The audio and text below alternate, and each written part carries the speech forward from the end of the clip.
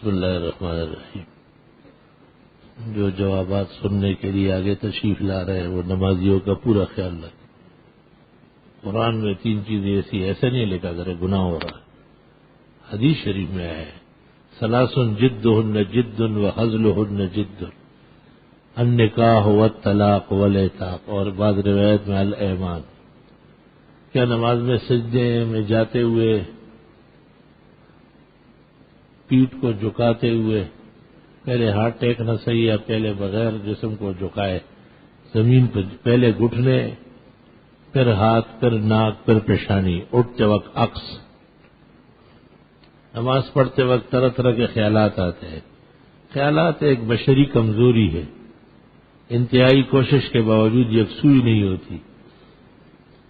اس کا بہترین عمل بہت زیادہ نمازیں پڑھنا ہے، نفلے نفلے نفلے، ہر وقت جو جائز وقت ہے نفلوں کے 20-20 30-30 40-40 رکعت پڑھا کرو۔ یہ جو خیالات ہیں ان کا بھی ایک مقدار ہے، وہ آ جائیں گے اس کے بعد نہیں آئیں گے، ختم ہو جائیں گے۔ بہترین علاج خیالات کا کثرت سے نوافل ہے۔ بعض علماء دین ارکان کا لحاظ بھی بتاتے ہیں، رکوع میں رکوع سوچا کرو، سجدے میں سجدہ، لیکن یہ اختیار میں تو ہے نہیں۔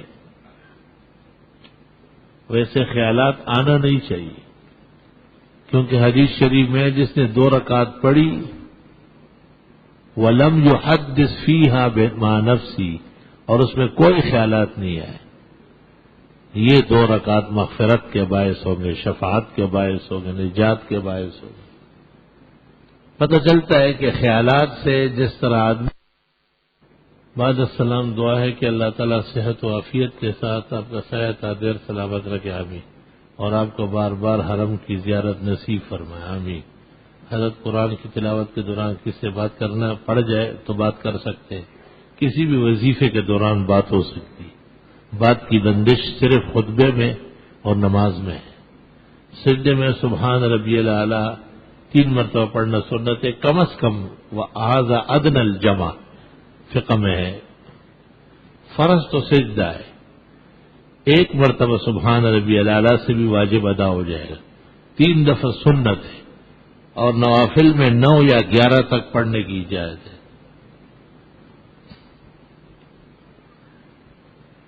کیا فرماتے علماء اس مسئلے کے بعد اگر کسی شخص سے وتر کا نماز قضا ہوا تو فجر سے پہلے پڑھ لے، خدا نخواستہ اگر صاحب ترتیب ہے تو پھر فجر کی نماز باطل ہے جب تک کہ وہ وتر نہ پڑھے، جو بھی وقت کی نماز ہے اس سے پہلے پہلے پڑھ لے۔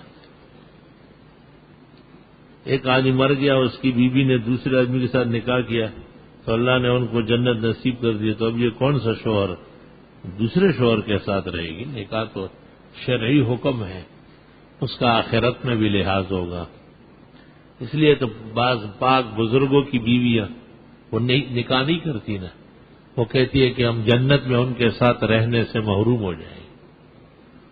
حضرت سودا رضی اللہ تعالیٰ عنہ جب بہت بوڑھی ہو گئی اور حضرت نے فرمایا کہ آپ سے بار نبوت نہیں اٹھے گا، اب آپ کو فارغ کر دیتے۔ حضرت سودا نے کہا مجھے اور کچھ نہیں چاہیے، بروز قیامت آپ کی بیوی اٹھنا چاہتی۔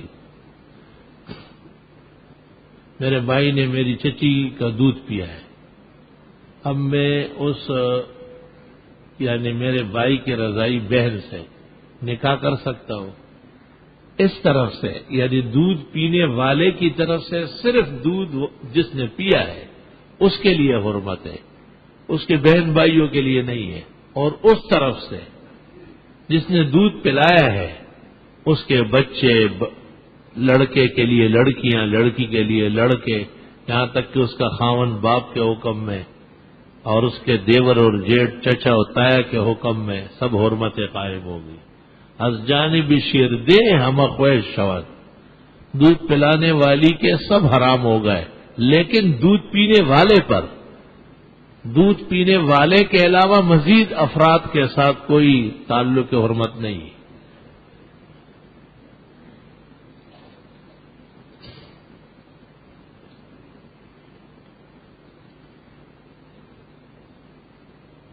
حضرت کیا ستیلے بچے اور ستیلی ماں ایک دوسرے کے لیے محرم ہے؟ باپ کی وجہ سے ستیلی ماں بھی ماں کے حکم میں ہے نا، اس کے ساتھ بھی ان بچوں کا نکاح نہیں ہوگا۔ البتہ ستیلی ماں کا پہلے والے خاوند سے جو بیٹا آیا ہے، یہاں کی بیٹی کا اس سے رشتہ جائز ہے، اور ستیلی ماں کا جو پہلے سے کوئی بچی آئی ہوئی ہے اور اس خاوند کی پہلی بیوی سے کوئی بچہ ہو تو ان کا آپس میں نکاح جائز۔ اتنے زیادہ ذہین ذکی لوگ نہیں ہو کہ اس طرح جواب سمجھو گے۔ بہتر یہ ہے کہ اس قسم کے مسائل کاغذ پہ لکھ کے دارالفتہ سے پوچھے ہمارے۔ حدیث مبارکہ سے رومال دائیں کندھے پر ہے یا بائیں کندھے پر؟ بائیں کندھے پر رواج ہے، دائیں کندھے پر جو ڈالتے ہیں وہ انجان سمجھا جاتا ہے۔ درست العلم حتی صوت قطبا ونلت الفیل من مولا الموالی، یہ اپنے استاد سے پوچھ لو کہ آپ کا استاد اچھا سمجھا دے گا۔ اگر کوئی شخص بس میں سفر کر رہا ہو، نماز کا وقت نکل رہا ہو، بس کے رکنے کا کوئی امکان نہ ہو، بس میں نماز ہو سکتی ہے؟ بس میں آپ قبلہ رخ ہو جائے، اگر قیام ممکن ہو تو کر لے، چھوٹے قد کا آدمی تو ہر جگہ قیام کرے گا، پیاس کے نیچے بھی کر لے گا، اور اگر نہیں ہو سکتا ہے تو بیٹھ جائے رومال بچھا کے۔ البتہ سیٹ پر نماز نہیں ہوگی، بغیر قبلے کے جو پڑھی گئی وہ باطل ہے۔ کیا ایک آدمی جمعہ نماز کا پابند نہ ہو وہ اللہ کا ولی ہو سکتا ہے؟ وہ تو شیطان کا ولی ہو گیا نا، اللہ کا کیوں ہوگا؟ دوسری آیت کا دوسرا حصہ نہیں پڑھا تھا، والذین کفروا اولیاءہم الطاغوت، کافر لوگوں کے دوست شیطان ہیں، وہ ان کو نماز نہیں پڑھنے دیں گے۔ نماز نہ پڑھنے والا اچھا انسان نہیں ہو سکتا، اور یہ خدا کا دوست بنا رہا ہے اسے۔ یہ تمام خدشات تقریر میں رفع کیے گئے۔ کیا اس طرح مرد کی نماز صحیح ہے کہ جب عورت برابر میں کھڑی ہو جائے یا مرد عورت کے پیچھے کھڑا ہو؟ نہیں ہوگی، اپنی اپنی تو ہو سکتی ہے، جماعت کی نماز نہیں ہوگی۔ خواب میں داند کو دیکھنے کی کیا تعبیر ہے؟ عزیز و اقارب یا اولاد۔ بدعتی کی کتاب میں لکھا ہے کہ دیوبندیوں کا عقیدہ ہے یہ تو احمد رضا خان کی فتاوی رضویہ میں ہے، یہ فتاوی رضویہ میں یہ تمام الفاظ جو آپ نے لکھے یہ فتاوی رضویہ میں موجود ہے۔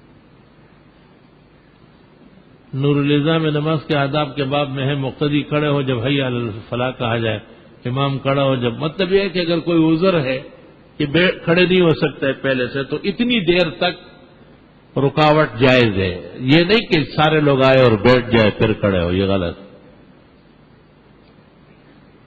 کیا نماز میں کوئی ایسا فعل کرے کہ وہ مکروہ تحریمی ہے، جیسے چادر کا درست کرنا یا کنگریوں کو بار بار اٹھانا؟ اس دونوں قول ہے۔ ایک قول یہ ہے کہ جو کام ایک رکعت میں 3 دفعہ ہو جائے یا جس کے لیے دونوں ہاتھ سے مدد لی جائے وہ عمل کثیر ہے، اور عمل کثیر مفسد صلاۃ ہے، نماز فاسد ہوتی ہے۔ فتاوی محمودیہ میں ہے کہ وضو کے لیے مسواک لگانا سنت مؤکدہ ہے، کیا بلا عذر مسواک چھوڑنے والا؟ اول تو سنت مؤکدہ نہیں ہے، یہ غلط لکھا ہے۔ ثانیاً فقہا کہتے ہیں وَإِن لَّمْ يَجِدْ فَفِي الْإِصْبَعِ، اگر مسواک کی لکڑی نہیں ہے تو شہادت کی انگلی کافی ہے۔ جو اپنے آپ کو والے حدیث کہتے ہیں اس کا سربراہ کون تھا؟ اسے کون سے سن میں بنایا گیا اور یہ کن مقاصد کے لیے وجود میں لایا گیا؟ اہل الحدیث اصل میں ائمۃ الحدیث ہے، تدریب الراوی میں اور ترمذی میں ہے ھذا ما قال اہل الحدیث، اے ائمۃ الحدیث۔ تدریب میں ہے اہل الحدیث کہ یحییٰ بن معین و یحییٰ بن سعید القطان و علی بن المدینی و احمد بن حنبل، یہ سب ائمہ حدیث ہے۔ اور باقی ان کا سربراہ تو پہلے شیطان تھا جس نے فرشتوں کی تقلید نہیں کی، اور ان کے پیداوار بھی فرشتہ صفت ائمہ ابو حنیفہ، مالک، شافعی و احمد کی تقلید سے انکاری ہے۔ اور ثانیاً ان کو پروان چڑھایا ہے ہندوستان میں انگریز نے تاکہ لوگ نمازوں میں الجھتے رہے، جھگڑتے رہے اور جہاد نہ کر سکیں۔ کیونکہ مجاہدین سب کے سب احناف ہوتے تھے. یہ جو قبروں سے مانگتے ہیں، جب ان سے کہا جاتا ہے قبروں سے مت مانگو تو جواب میں کہتے ہیں یہ اولیاء اللہ تک ہماری فریاد پہنچاتے ہیں، اللہ کسی اولیاء کی بات کو رد نہیں کرتا. مگر اس کی دلیل کیا ہے؟ یہ تو ڈکوسلا ہے. اولیاء اپنی بات خدا تک پہنچائے بڑی بات ہے. اگر یہ کہہ دیتے کہ یہ رحمت کے ذرائع ہے اور ان کے قرب سے ہم خدا کے قریب ہو جائیں گے تو کسی حد تک بات حق کے قریب ہو جاتی. لیکن یہ کہنا کہ یہ پہنچاتے ہیں تو ان سے پوچھو کہ مرنے سے پہلے ان کی کوئی ڈیوٹی تھی لوگوں کو خدا تک پہنچانا؟ ہرگز نہیں. پیغمبر کو اللہ تعالیٰ نے کہا انک لا تہدی من احببت، یہ کام آپ بھی نہیں کر سکتے.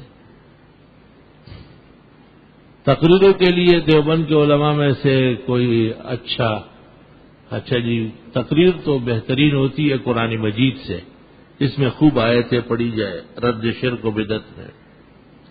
تقریر تو وزندار ہوتی ہے سنت سے اور احادیث سے، فقہ سے، مشائخ اور اکابر کے اقوال و واقعات سے. باقی ہر شخص کا اپنا انداز ہے، کسی کے خطبوں سے کوئی خطیب نہیں بنتا.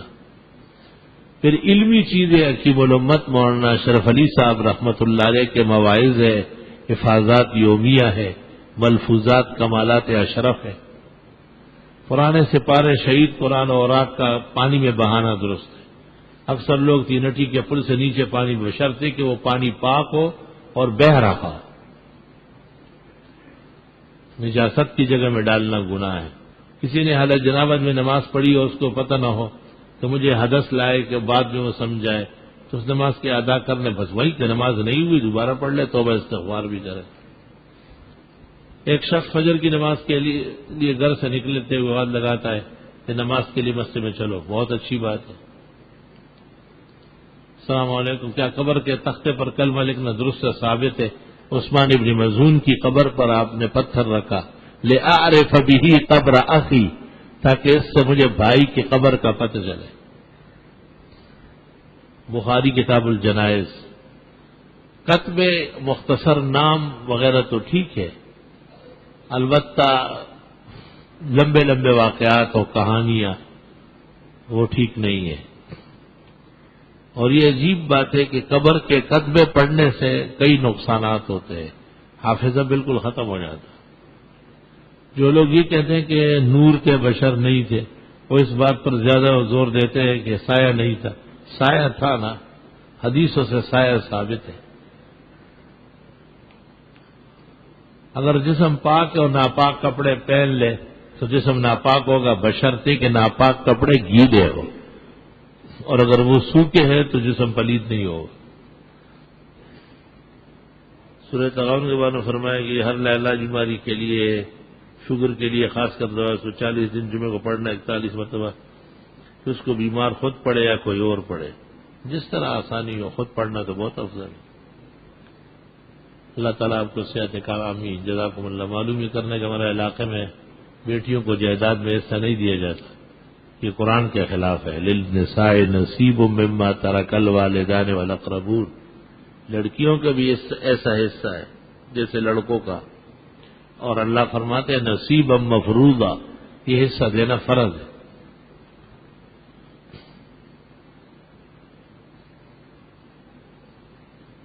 بعض علماء مجھے کہتے ہیں کہ آپ کے بیان سے فساد ہوگا. وہی علماء تو بے دینی کے اہلکار ہے. اللہ آپ کو توفیق دے.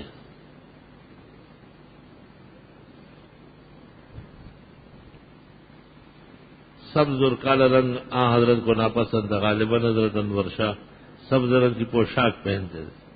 انور شاہ کو آپ جانتے ہیں یا میں جانتا ہوں؟ آپ نے کوئی تراب الحق والا انور شاہ دیکھا ہوگا.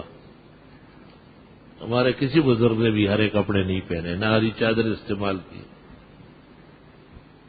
اشکال جو آپ نے کیا ہے وہ آپ کے جہالت خانے سے نکلا ہے، اس میں کوئی بھی علم نہیں ہے. بریلوی مفتی عبد القیوم ہزاروی حزب الاحناف لاہور کے شیخ الحدیث اور مفتی اعظم، اس نے رسالہ لکھا ہے، اس کا نام ہے سفید امامہ سنت ہے. اور اندر 18 دلائل دیے ہیں کہ سبز رنگ کا کپڑا رکھنا یا پگڑی باندھنا ثابت نہیں ہے، اور بریلویوں کو نصیحت کی ہے کہ ہمارے سر شرم کے مارے جھک گئے ہیں اور تم لوگ اس ہریالی سے توبہ کر لو، باز آ جاؤ۔ وہ رسالہ چھپا ہوا ہے، یہاں سے بھی ہزاروں بٹائے۔ رسالے کا نام ہے سفید امامہ سنت ہے۔ اب پھر اگر کسی زمانے میں کسی مدرسے سے ہری پگڑی بٹی ہے تو یہ دلیل نہیں ہے، کیونکہ اس وقت بدعتیوں کا شعار نہیں تھا۔ جب سے یہ بدعتیوں کی نشانی ہو گئی ہے، اہل حق اس سے بچتے ہیں اور بچنا چاہیے۔ علی القاری مرقات شرح مشکات میں ایک مقام پر لکھتے ہیں، ففیہ اشارہ الی ان کل سنہ تکون شعار اہل البدع ترکھا اولا۔ اس حدیث سے یہ بات معلوم ہوتی ہے کہ جو چیز بدعتیوں کی نشان بن جائے اسے چھوڑ دینا ضروری ہے۔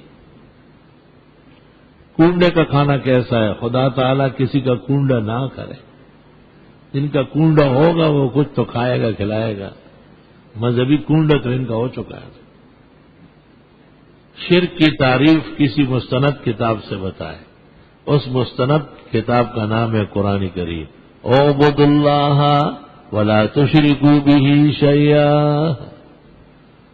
اللہ کی عبادت کرنا اور صرف اس کی، صرف اللہ سے مانگنا اور کسی سے نہ مانگنا، اللہ سے ڈرنا اور کسی سے نہ ڈرنا، خواہ علم میں ہو، عبادت میں ہو، دعا میں ہو، تصرف میں ہو۔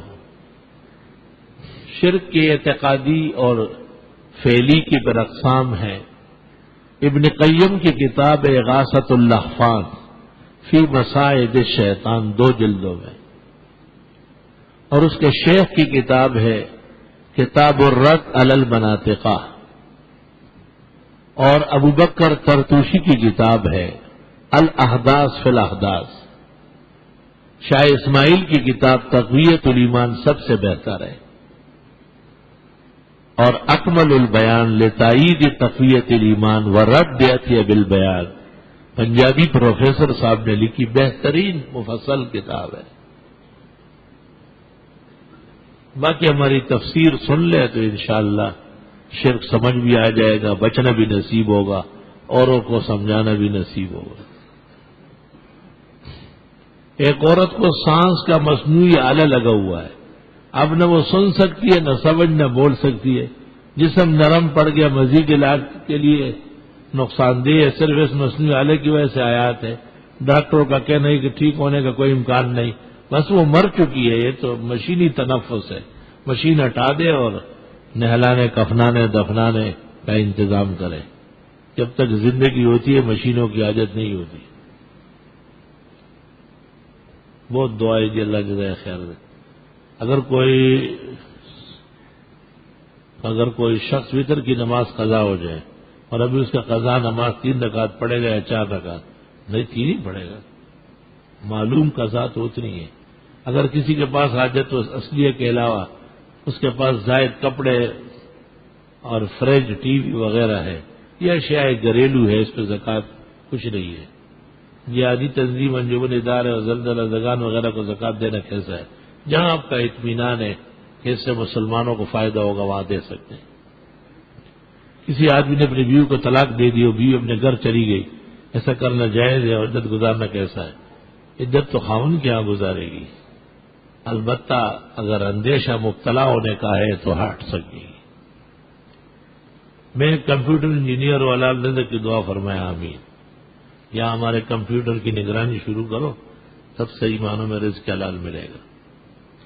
میرے والد صاحب ایک عالم دین ہے، عرصہ دراز سے بستر علالت پر ہے، اللہ تعالیٰ انہیں زندگی، صحت، شفا عطا فرمائے۔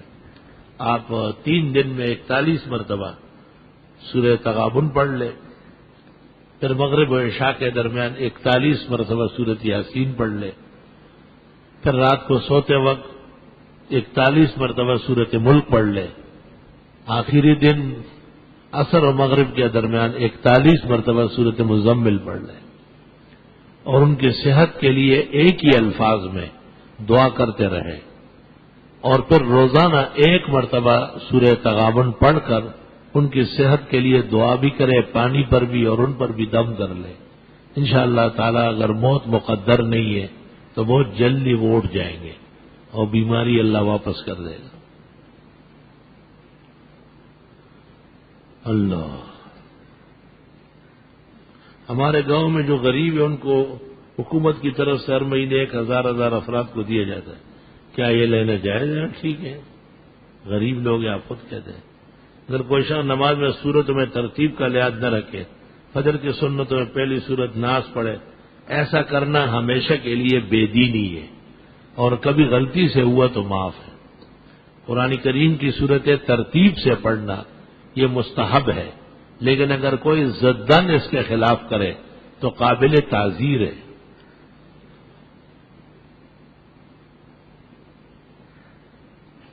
کسی کا نام لکھا ہے کہ ان کے لیے دعا کرے اور وہ دماغی تکلیف میں ہے، اللہ پاک صحت شفا دے۔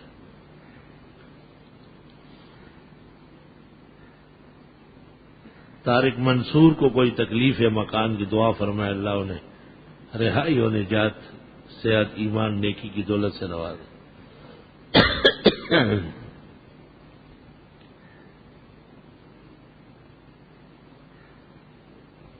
کہا ہے کہ آج شام کو پنجاب میں میرے بیٹے کا اپینڈکس کا آپریشن ہو رہا ہے، اللہ تعالیٰ انہیں صحت زندگی دے، اللہ تعالیٰ آپ کو لمبی عمر دے، آپ کا سایہ ہمارے سر پہ قائم رکھے۔ میرے پوتے کی ریڑھ کی ہڈی کا آپریشن ہے، اللہ تعالیٰ صحت، شفا، زندگی نصیب فرمائے۔ الحمدللہ رب العالمین۔ ربنا آتنا فی الدنیا حسنہ وفی الآخرۃ حسنہ وقنا عذاب النار۔ جن کی اموات ہے اللہ ان کی مغفرت فرمائے، پسماندگان کو صبر و اجر دے۔ جنہوں نے بیماروں کے لیے لکھا ہے، خاص کر وہ عالم دین جو صاحب فراش ہے، اللہ انہیں بہت جلدی زندگی اور صحت دے، اور جن کے ہاں آپریشن ہونے والے ہیں اللہ ان سب کو صحت، عافیت، خیر سگالی، سلامتی نصیب فرمائے۔ تمام آپریشن اللہ تعالیٰ کامیاب فرمائے اور ان کی محنت قبول فرمائے، علاج، معالجہ و تدابیر تیر بہدف بنائے۔ وَلَا تَقْبَلْ مِنَّا إِنَّكَ تُبْ عَلَيْنَا إِنَّكَ أَنْتَ التَّوَّابُ الرَّحِيمُ۔ صلی اللہ تعالی علی خیر خلق محمد وآلہ وصحبہ اجمعین۔